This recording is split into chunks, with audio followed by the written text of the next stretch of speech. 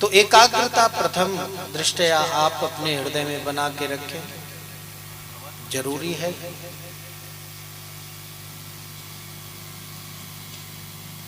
श्रीमद् भागवत कथा कितनों ने सुनी, कितनों ने सुनाई, कितनी बार सुनी।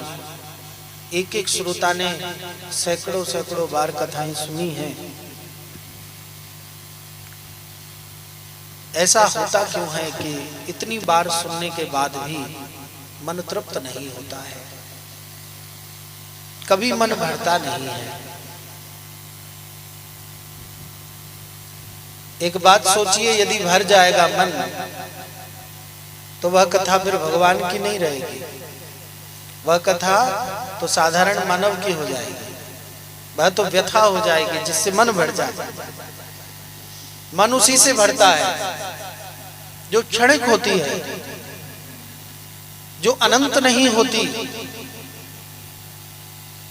जिसकी दूरी पर्याप्त नहीं होती, जिसकी गहराई कम होती है, उसी से मन भरता है। लेकिन कथा से मन नहीं भरना चाहिए।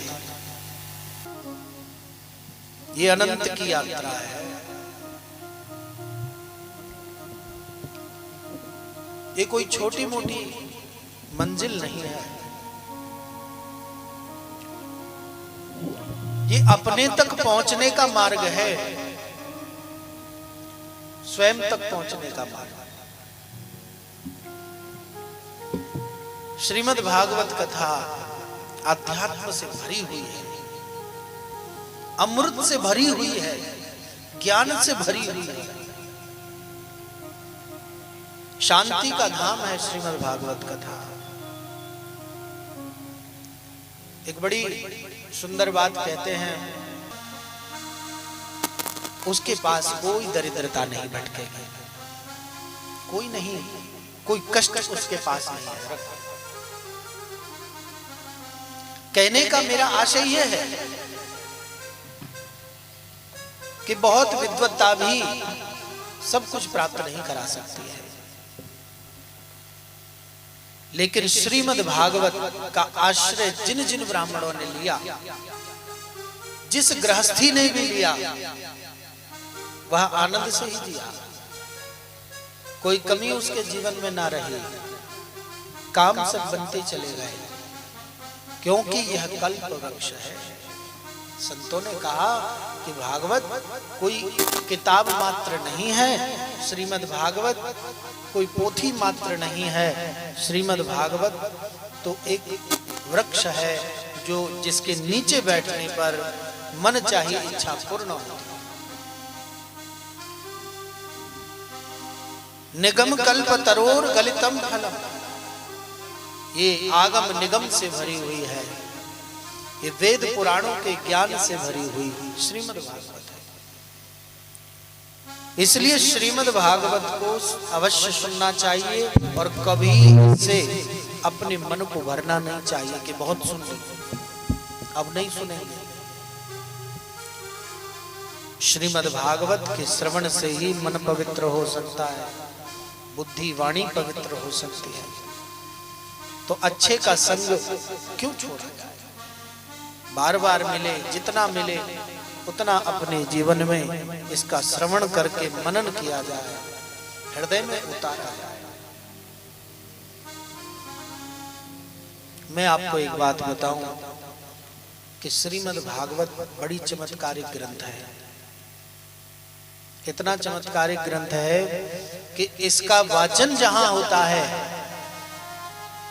वहां प्रेतों की मुक्ति हो जाती है, प्रेतात्मा भी, उनको भी शांति मिलती है। और जो भी जन श्रीमद् भागवत को करवाते हैं, निमित्त बनते हैं या अपना कुछ भी सहयोग अंशदान करते हैं, उनके पितृ देवता प्रसन्न होते हैं। और जब पितृ देवता प्रसन्न होते हैं तो घर में सुख शांति, संतान, धन धान्य सब कुछ बढ़ता चला जाता है। ये चमत्कार है श्रीमद् भागवत का। तो आइए प्रथम मंत्र जिसमें भगवान श्री कृष्ण की स्तुति की गई है, उस मंत्र को हम सुनेंगे और उसका सही सही अर्थ हमारे जीवन में क्या पड़ सकता है, उसका प्रभाव क्या हो सकता है, ये ध्यान देने योग्य वस्तु है। कि सच्चिदानंद रूपाय विश्वोत्पत्त्यादि हेतवे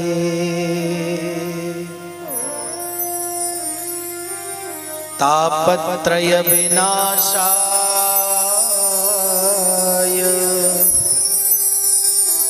श्री कृष्णाय वयं नुमः। प्रथम मंत्र बड़ा ही उपयोगी मंत्र है। पहले श्लोक का अर्थ आप ध्यान से श्रवण करें।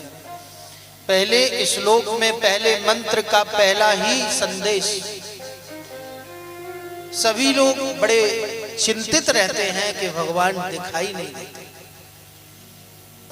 रहते हैं कि नहीं? किन्हीं लोगों को तो शंका भी हो जाती है कि भाई जो दिखता नहीं उसकी पूजा क्यों करें, क्यों माने उनको, जो दिखते हैं उनकी पूजा करें। तो यहां परमात्मा के रूप को बताया है कि भगवान का रूप कैसा होता है। अच्छा, जो दिखता नहीं उसका रूप कैसा, ये भी समस्या है कि जो दिखाई नहीं देते उनका तो रूप ही नहीं होता।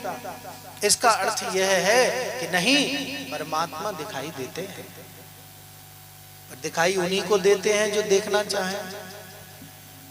जो देखना ही नहीं चाहते उनको भला भगवान क्यों दिखाई देंगे? तो उनका रूप कैसा है? सच्चिदानंद रूपाय, जैसा स्वरूप सच्चिदानंद का होता है, जिस रूप में, जिस सूरत में सत्य, प्रकाश और आनंद तीनों तत्व समान रूप से विद्यमान है, वैसा रूप उनका स्वरूप कितना सुंदर है। अर्थात यदि आप सत्य मार्ग पर चल रहे हैं तो आप परमात्मा को देख सकते हैं, आप उनके दर्शन के पात्र हैं। चित्त माने प्रकाश, चित्त माने अंतर हृदय, अंतर मन, और अंतर मन में प्रकाश होगा तो सत्य दिखाई देगा, और जब सत्य दिखाई देगा तभी तो जीवन में आनंद आएगा, अनंतानंद आएगा। ये छोटे मोटे आनंद के पीछे भागना छोड़ दो, छोटे मोटे आनंद में आसक्ति लगाना छोड़ दो, अनंत आनंद के पीछे भागो। भागना ही है तो उसके पीछे भागो जो एक बार हाथ में आएगा, एक बार पकड़ में आ जाए बस कैसे भी, फिर वह जीवन में कभी साथ नहीं छोड़ता। किसी न किसी रूप में वह हमारे जीवन में बना रहेगा। इसलिए श्रीमद् भागवत का सत्संग जीवन में अत्यंत जरूरी है। उन्हीं से बोध होगा कि सच्चिदानंद क्या है, उनका रूप कैसा है। कि सच्चिदानंद रूपा, कैसे समझे कि भगवान का स्वरूप सच्चिदानंद है? तो कुछ उदाहरण मैं आपको देता हूं। सत्य के समान संसार में कोई भी धर्म नहीं है, सत्य के समान संसार में कोई पुण्य कर्म नहीं है। अच्छा, सत्य कैसा होगा? सत्य का अर्थ क्या है? कट्टरता? क्या सत्य का अर्थ यह है कि हम अपनी बात के आगे किसी की सुने ही ना, उस पर डटे ही रहे? भले हमारे सत्य से किसी के मान को, किसी के सम्मान को, किसी के स्वाभिमान को ठेस पहुंच रही है, उसकी हानि हो रही है प्रतिष्ठा की, और फिर भी यदि हम सत्य को लेकर बैठे रहें तो वहां हिंसा हो रही है। ये मानसिक हिंसा कही जाती है। किसी के प्रतिष्ठा को धूमिल करना मानसिक हिंसा है, ये बुद्धि की हिंसा है। और जहां हिंसा है वहां सत्य कहां? तो सत्य भी मधुर भाषी होना चाहिए। हमारे सत्य से किसी का चमन ना उजड़ जाए, किसी का बगीचा ना उजड़ जाए, किसी का घर ना उजड़ जाए, किसी की इज्जत ना चली जाए, किसी की प्रतिष्ठा दांव पर ना लग जाए। कट्टरता सत्य नहीं है। बाली ने जब पूछा भगवान श्री राम से, प्रभु आप मां जानकी को ढूंढने के लिए सुग्रीव का आश्रय ले रहे हैं, सहारा ले रहे हैं। अरे एक बार मुझसे कहा होता, उस रावण को पल भर में मैं चींटी की तरह मसल देता और जानकी को आपके सुपुर्द कर देता, समर्पित कर देता। तब प्रभु श्री राम ने कहा कि बाली, जो अपने भाई की ही पत्नी को अपने पास बलपूर्वक रखकर अपने भाई से वैर करता है, वह भला किसी और की स्त्री का मान सम्मान रखना क्या जानेगा? तुम स्वयं ही अपराध कर रहे हो। जो अपराध रावण ने किया वही अपराध तुमने किया, इसलिए मैंने तुम्हें पेड़ के पीछे छुपकर मारा। जो राम मर्यादा में रहते हैं, जो राम कभी असत्य का सहारा नहीं लेते हैं, अधर्म का सहारा नहीं लेते हैं, वही श्री राम ने बाली को छुपकर मारा। एक दृष्टि से तो यह बिल्कुल गलत है। राम जी को बाली को मारने के लिए छुपने की क्या आवश्यकता है? रीति भी सही नहीं है, ढंग भी सही नहीं है। क्या ये उचित मार्ग था? बाली कितना भी बलवान क्यों ना होता, यदि राम जी सामने से मारते तो क्या बाली न मरता? अवश्य मरता। परंतु श्री रामचंद्र जी ने यही संदेश दिया कि यदि किसी पाप को मिटाना हो, किसी बुराई को मिटाना हो, सत्य बोलना हो, तो साथ में यह भी ध्यान रखा जाए कि मार्ग भले थोड़ा टेढ़ा अपना लो, घुमा फिरा के बात कर लो, लेकिन ऐसा सत्य मत बोलो जिससे कि अचानक ही कोई पूर्णतया उजड़ जाए। कभी कभी मार्ग का सहारा लेना पड़ता है।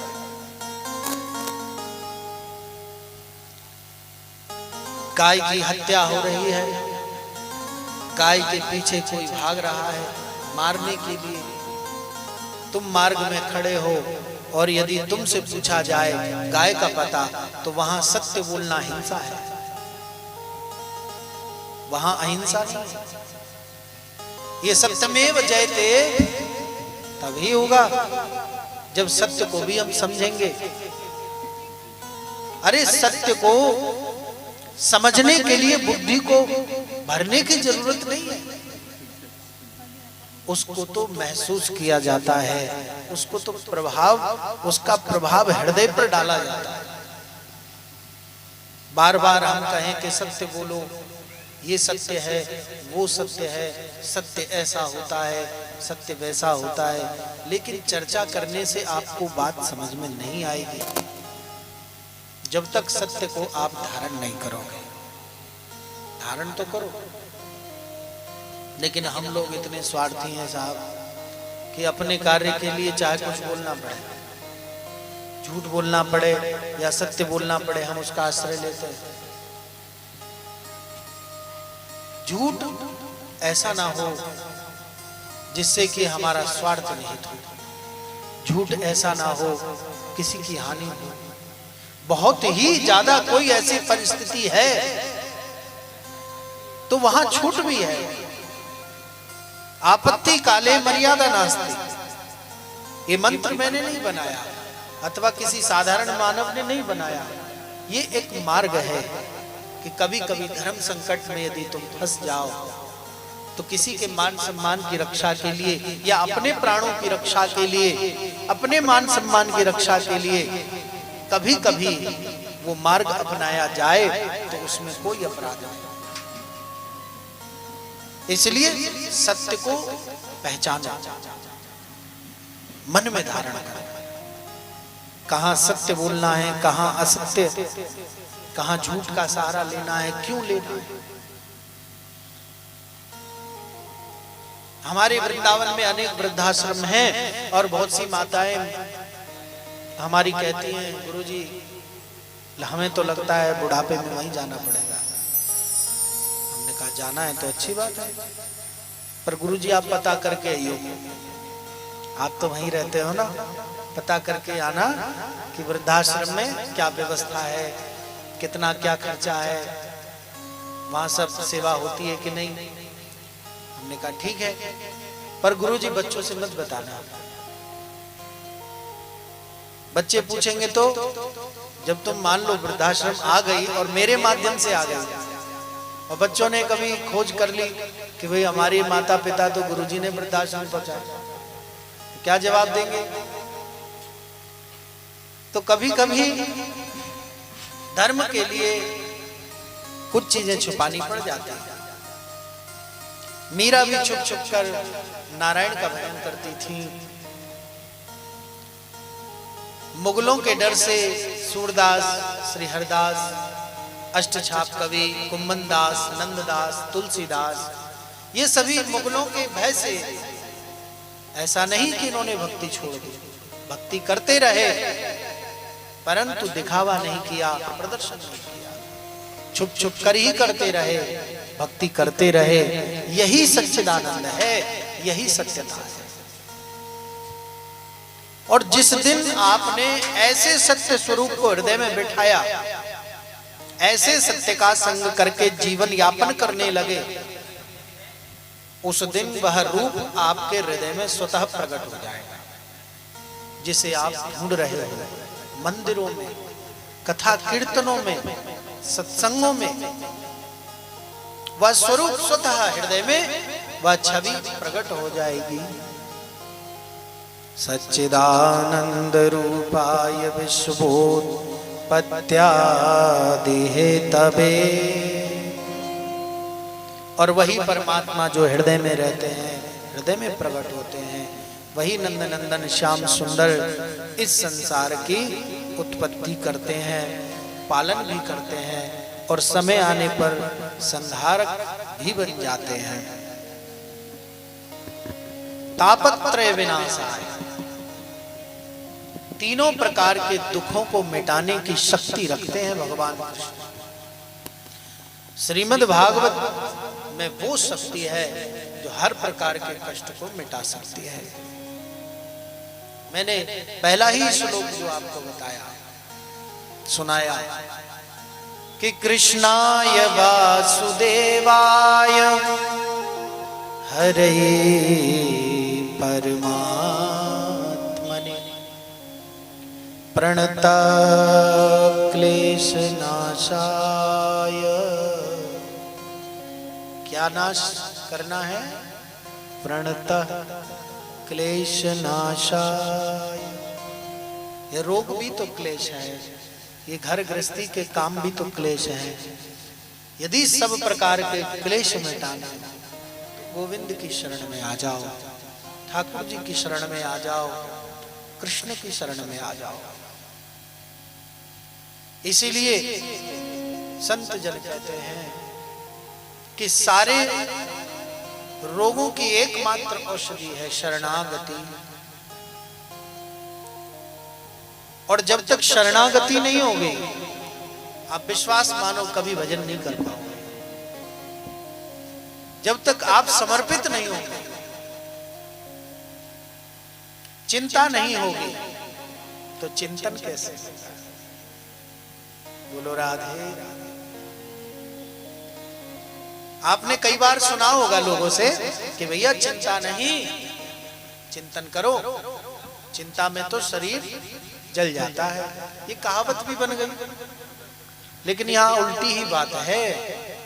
यहाँ तो उल्टा करके समझो बातों को। चिंता करोगे तभी चिंतन होगा। ठाकुर जी की लड्डू गोपाल की घर में प्रतिमा है, उनका विग्रह है, उनकी चिंता नहीं करोगे तो चिंतन कैसे होगा?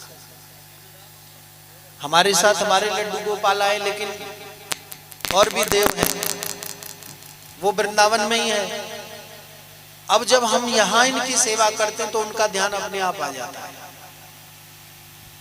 और उनकी सेवा मानसिक सेवा ही हो जाती है, मानसिक पूजा ही हो जाती है उनकी।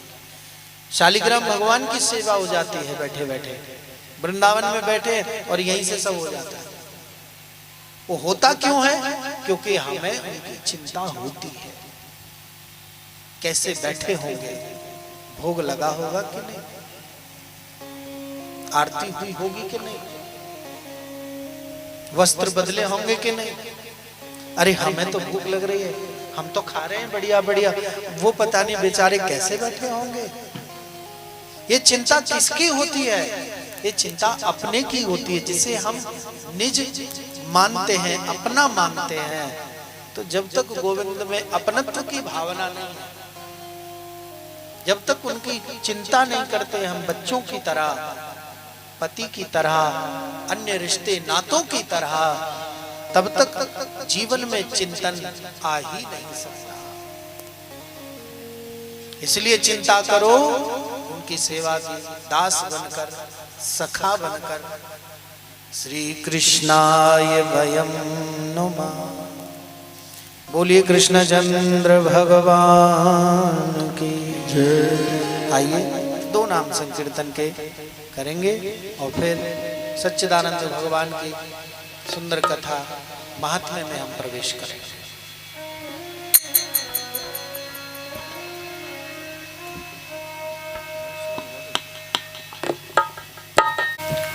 सभी मेरे साथ गाइएगा।